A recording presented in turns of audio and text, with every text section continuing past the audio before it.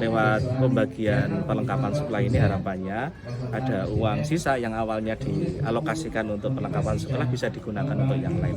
Termasuk dalam hal ini tentunya menambah gizi bagi anak-anak mereka.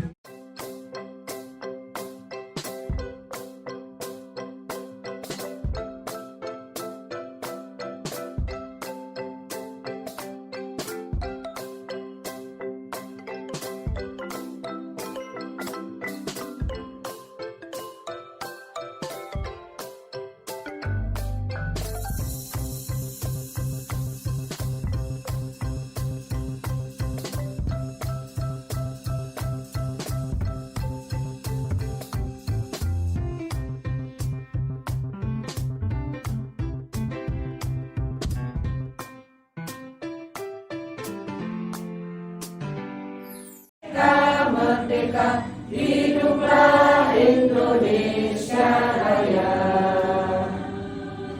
Kemerdekaan mulia, pantai keadilan sejahtera, telah terus berjuang dengan satu program yang kemudian disebut sebagai program berbagi perlengkapan sekolah bagi adik-adik yang insya Allah hari Senin besok, adik-adik ya, hari Senin besok. Ada yang Senin besok, ada yang tanggal 16 sepertinya.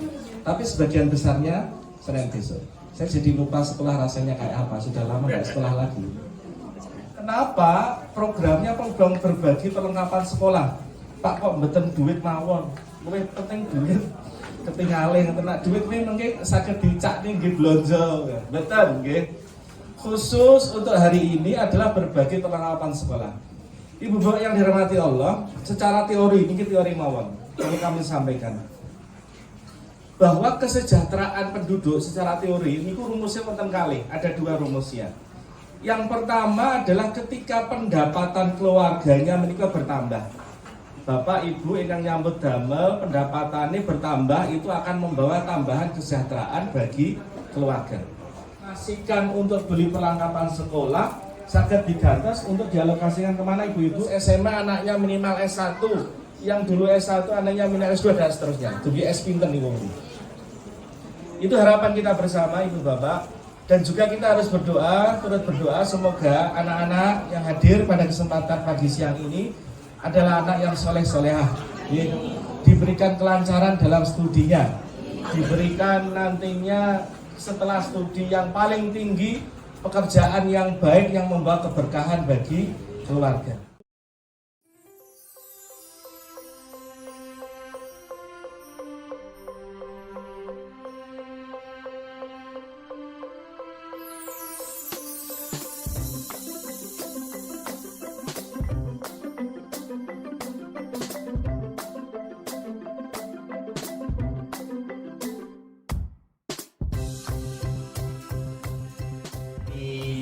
Gelas sendiri.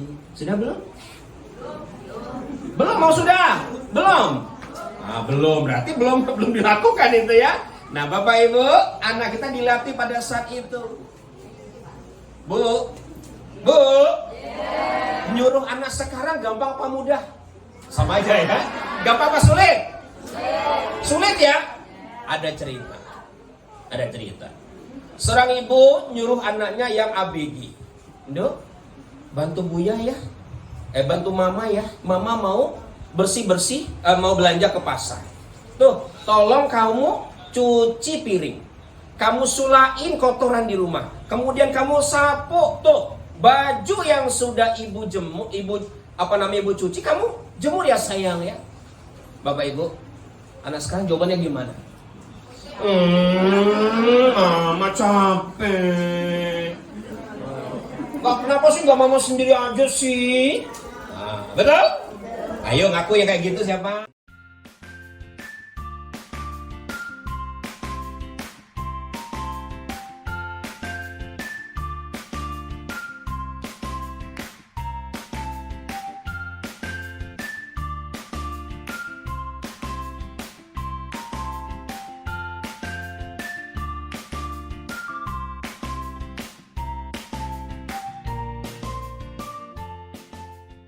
perlengkapan sekolah yang lain.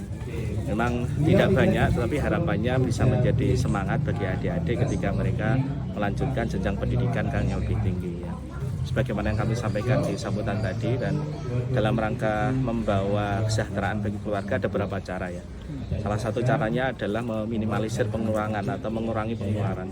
Nah, kami di PKS mencoba membantu dari sisi mengurangi pengeluaran keluarga yang sebagiannya digunakan untuk subsidi pendidikan mereka.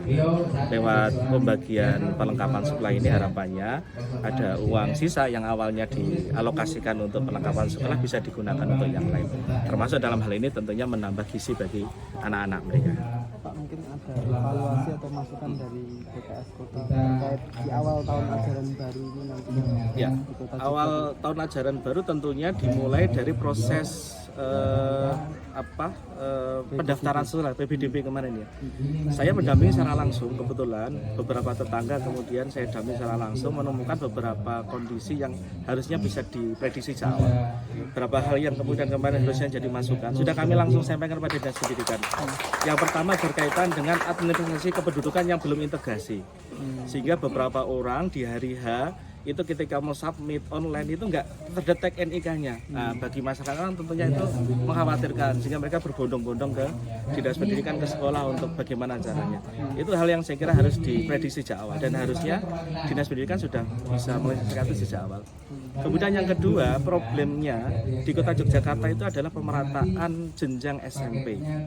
Masih ada banyak blank spot di Kota Yogyakarta yang kemudian belum ada SMP. Dengan dari situ kemudian banyak yang tersisih karena kalah dari aspek nilai dan aspek jarak ke sekolah. Nah, beberapa terpaksa harus memilih jenjang pendidikan di swasta. Dan sebagaimana kita tahu ya, swasta tentunya ada kontribusi pembiayaan yang tidak sedikit ya bila dan negeri. Nah, harapannya pemerintah Kota Yogyakarta memiliki terobosan, apakah menambah kuota atau menambah lokal SMP di Kota Yogyakarta untuk menampung anak-anak didik lulusan dari SD di Kota Yogyakarta. Terutama yang blank spot itu ya. Iya, terutama yang blank.